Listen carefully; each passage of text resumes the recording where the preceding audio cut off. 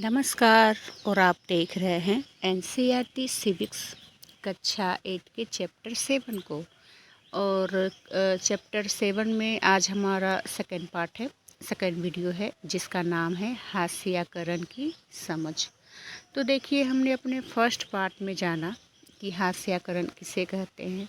देखिए, हास्य का मतलब होता है कि किनारे, जिसे किनारे ढकेल दिया गया हो, जिन्हें कोई उतना महत्व नहीं दिया गया हो। हमने अपने कॉपी के माध्यम से जाना कि किस तरह से बाइक तरफ हम जो स्पेस छोड़ते हैं, जगह छोड़ते हैं, वहाँ पर हम कुछ लिखते नहीं हैं, उसका कोई महत्व नहीं होता है, तो उसे हम हाशिया कहते हैं। ठीक वैसे ही हमारे कह सकते हैं ज़िंदगी में भी, हमारे समाज में भी कुछ ऐसे लोगों का स्थान होता है जिसे हम उतना महत्व नहीं देते हैं। इसलिए क्योंकि उनकी भाषा अलग होती है, खान पान, पहनावा, संस्कृति, उनकी भाषा अलग होती है।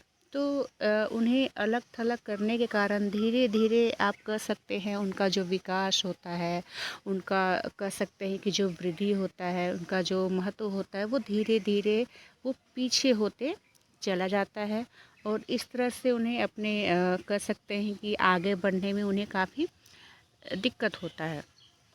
तो हमने अपने पिछले अध्याय में जाना कि किस तरह से जो दादू रहते हैं, उड़ीसा में उनका गांव रहता है, किस तरह से उनकी ज़मीन खुद उन्हीं से ही बेदखल कर दिया जाता है, और किस तरह से वो फिर अपने बच्चों के साथ दिल्ली जाते हैं, मजदूरी करते हैं, काम करते हैं, और अपने कह सकते हैं कि समय को अपने बच्चों को बताते हैं। तो आज का हमारा जो मुख्य बिंदु है वो है आदिवासी कौन लोग हैं। आप एक तरह से समझ सकते हैं कि जो हाशिया जो होता है, जो ऐसे लोग होते हैं, हम आम तौर पर बोलचाल की भाषा में उन्हें आदिवासी भी कहते हैं। तो ये आदिवासी शब्द का मतलब क्या है, ये कौन लोग हैं, आज हमारा मुख्य बिंदु है। तो देखिए, इसका मतलब होता है मूल निवासी। ये ऐसे समुदाय है जो जंगलों के साथ जीते आए हैं और आज भी उसी तरह के ज़िंदगी जी रहे होते हैं। भारत की लगभग 8% आबादी आदिवासियों की है, और देश के बहुत सारे महत्वपूर्ण खनन एवं औद्योगिक क्षेत्र आदिवासी इलाकों में ही आते हैं। अब देखिए, इसके नाम क्या क्या है। तो जमशेदपुर, राउरकेला, बोकारो, भिलाई, इसके नाम आपने सुना होगा। तो आदिवासियों की सारी आबादी एक जैसी नहीं है। भारत में 500 से ज़्यादा तरह के आदिवासी समूह हैं। छत्तीसगढ़, झारखंड, मध्य प्रदेश, उड़ीसा, गुजरात, महाराष्ट्र, राजस्थान, आंध्र प्रदेश, पश्चिम बंगाल, उत्तर पूर्व के जो अरुणाचल प्रदेश है, असम, मणिपुर, मेघालय, इतने सारे नाम हैं राज्यों के। यहाँ पर आदिवासियों की जो संख्या है वो काफ़ी ज़्यादा है। देखिए, उड़ीसा का ही बात कर ले, जैसे हमने पिछले पार्ट में जाना, जो दादू रहते हैं वो उड़ीसा के रहते हैं। तो उड़ीसा में ही 60 से ज़्यादा अलग अलग जनजाति जो है वो समूह इनके रहते हैं। आदिवासी समाज और से बिल्कुल अलग दिखाई देते हैं।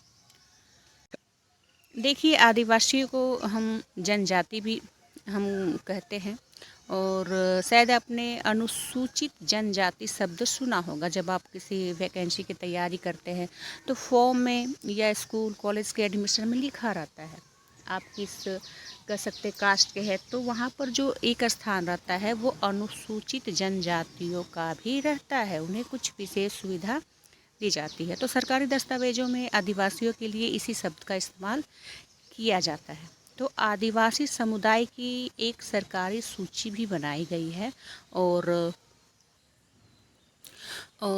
अनुसूचित जनजातियों को कई बार अनुसूचित जातियों के साथ मिलाकर भी देखा जाता है।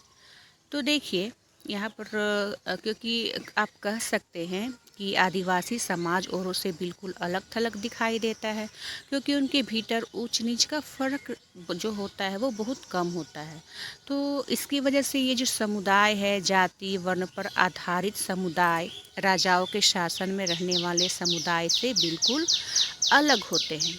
आदिवासियों के बहुत सारे जनजाति धर्म भी होते हैं।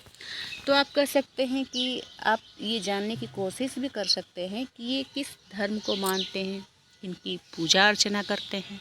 तो देखिए इनका बहुत सारे जनजाति धर्म होते हैं और उनमें धर्म जो होता है वो इस्लाम, हिंदू, ईसाई आदि धर्मों से बिल्कुल अलग है। वे अक्सर अपने पुरखों की कह सकते हैं गांव और प्रकृति की उपासना करते हैं, पूजा करते हैं। प्रकृति से जुड़ी आत्माओं में पर्वत, नदी, पशु आदि इनकी कह सकते आत्माएं हैं। ये विभिन्न स्थानों से जुड़े होते हैं और इनका वही निवास माना जाता है। ग्राम आत्माओं की अक्सर गांव की सीमा के भीतर निर्धारित पवित्र लता कुंजों में पूजा की जाती है, जबकि पुरखों की उपासना जो है वो घर में ही की जाती है। आदिवासी जो होते हैं अपने आसपास के बौद्ध और ईसाई आदि धर्मों और शाक्त, वैष्णव, भक्ति आदि पंथों से भी काफ़ी प्रभावित होते रहते हैं। लेकिन ये भी सच है कि आदिवासियों के धर्मों का जो आसपास के साम्राज्य में प्रचलित प्रभुत्वशाली धर्मों पर भी असर पड़ता है। और इसका उदाहरण क्या है? तो इसका उदाहरण है उड़ीसा का जगन्नाथ पंथ और बंगाल का असम की शक्ति और तांत्रिक परंपराएं जो है इसी के उदाहरण है। 19वीं सदी में बहुत सारे आदिवासियों ने ईसाई धर्म अपनाया, जो आधुनिक आदिवासी इतिहास में एक महत्वपूर्ण धर्म बन गया है। आदिवासियों की अपनी भाषाएं रही है और उनमें से ज़्यादातर संस्कृत से बिल्कुल अलग और संभवतः उतनी ही पुरानी है। इन भाषाओं में बंगला जैसे जो मुख्य धारा की भारतीय भाषाओं को गहरे तौर पर प्रभावित भी किया है। इनमें संथाली बोलने वाले की जो संख्या है वो सबसे ज़्यादा है। देखिए हमने पिछले वीडियो में जाना था जो बच्ची रहती है किस तरह से अपनी भाषा को बताती है। उनकी अपनी पत्रिकाएं भी निकलती है, इंटरनेट पर भी उनकी जो पत्रिकाएं हैं वो मौजूद है। अब ये जो आप चित्र देख रहे हैं ये परंपरागत पोशाकों में सजे धजे जनजातीय समुदाय की तस्वीर है। आमतौर पर आदिवासियों को ऐसा ही दिखाया जाता है, ऐसे ही पेश किया जाता है। तो इनके आधार पर हमें यह गलतफहमी हो जाती है कि जो आदिवासी है वो रंग बिरंगे और पिछड़े लोग होते हैं। देखिए हमारा जो नेक्स्ट पॉइंट है वो है आदिवासी और प्रचलित छवियाँ। तो हमारे देश में आदिवासियों को एक ख़ास तरह से पेश किया जाता है। स्कूल में जब उत्सव मनाया जाता है, सरकारी कार्यक्रम, किताब, फिल्मों में उन्हें सदा एक ही रूप में पेश किया जाता है। वे रंग बिरंगे कपड़े पहने, सिर पर मुकुट लगाए, हमेशा नाचते गाते दिखाई देते हैं। तो इसके अलावा हम उनकी ज़िंदगी के सच्चाई के बारे में बहुत कम जानते हैं। इसलिए बहुत सारे लोग इस गलतफहमी का शिकार भी हो जाते हैं कि उनका जो जीवन है वो बहुत आकर्षक, पुराने किस्म का और पिछड़ा हुआ है। तो आदिवासियों पर यह आरोप भी लगाया जाता है कि वे आगे बढ़ना नहीं चाहते। बहुत सारे लोग भी कह सकते हैं पहले ही मान लेते हैं कि वे बदलाव या फिर नए विचारों से दूर रहना चाहते हैं। देखिए हमने अपनी कक्षा 6 में पढ़ा था कि खास समुदाय को बनी बनाई छवियों में देखते चले जाने की वजह से इस समुदाय के साथ अक्सर कितना भेदभाव होने लगता है। हमारा जो नेक्स्ट पॉइंट है वो है आदिवासी और विकास। देखिए हमने अभी तक जाना हाशिया किसे कहते हैं, फिर हास्यकरण में जो आदिवासी होते हैं, आदिवासी कौन लोग होते हैं, आदिवासी किसे कहते हैं, इनका धर्म क्या है। अब हम इनके विकास के बारे में जानते हैं। तो जैसा कि हमने देखा है इतिहास की अपनी जो पुस्तक है उसमें पढ़ा है कि भारत जो है वो तमाम साम्राज्य सभ्यता के विकास में जंगलों का बहुत ही गहरा महत्व रहा है। लोहे, तांबे, सोने, चांदी के जो अयस्क है, कोयले, हीरे, ये जो कीमती है पत्थर है, इमारती लकड़ी, ज़्यादातर जड़ी बूटी, पशु उत्पाद में आप मोह, लाख, शहद और स्वयं जानवर जैसे कि हाथी जो कि शाही सेनाओं का मुख्य आधार रहा है। हाथी जो कि शाही सेनाओं का मुख्य आधार रहा है। तो ये सभी जंगलों से ही मिलते हैं। इसके अलावा जीवन की आगे बढ़ते रहने में जंगल का जो योगदान है वो बहुत ही बड़ा है। देखिए, इन्हीं जंगलों से बहुत सारी नदियाँ लगातार बहती रहती है, जिनसे पानी मिलता है ना? तो अब समझ में आ रहा है कि ये जो जंगल है हमारी हवा और पानी की उपलब्धता और गुणवत्ता को भी गहरे तौर पर प्रभावित करते हैं। देखिए, 19वीं सदी के आखिर तक हमारे देश का जो बड़ा हिस्सा था वो जंगलों से ही ढका हुआ था, और कम से कम 19वीं सदी के मध्य तक इन विशाल भूखंडों का आदिवासियों के साथ कह सकते हैं कि आदिवासियों के पास ज़बरदस्त ज्ञान था। आपने ये जाना भी होगा कि चंद्रगुप्त मौर्य इन्हीं जंगलों के कारण इनकी कह सकते हैं कि जो जंगल थे, जो जानवर थे, विशेषकर हाथी, पानी, इन सभी सुविधाओं के कारण, जो लकड़ी वगैरह थे, इन्हीं सभी सुविधाओं के कारण उसने काफ़ी विशाल साम्राज्य बना लिया था। तो जो आदिवासी हैं, उन्होंने भी जंगल के पेड़ पौधे, जानवर, पानी, जड़ी बूटी, इन सभी को काफ़ी अच्छी तरह से इन्होंने उसके लाभ उठाया और अपना जीवन विकास किया। तो आप ये कह सकते हैं कि कम से कम 19वीं सदी के मध्य तक तो इन विशाल भूखंडों का आदिवासियों के पास ज़बरदस्त ज्ञान था, और इन इलाकों में उनकी गहरी पेट थी, उनका जंगलों पर पूरा नियंत्रण था।